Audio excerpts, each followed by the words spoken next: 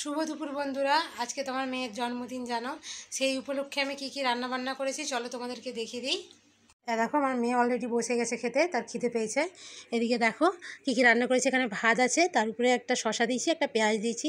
এখানে পটল ভাজা, এখানে কুমড়ো ভাজা, এখানে কুঁদরি ভাজা, এখানে বেগুন ভাজা, এখানে ভেন্ডি ভাজা, এখানে মাছ ভাজা, এখানে স্যালাড, এখানে আলু ভাজা। আর এদিকে দেখো এখানে ডাল, এটা পটল আলুর তরকারি। এখানে আছে চিংড়ি মাছ, এই যে এটা চিংড়ি মাছ। আর এখানে আছে মাছের ঝোল, আর এটা পাঁপড় ভাজা।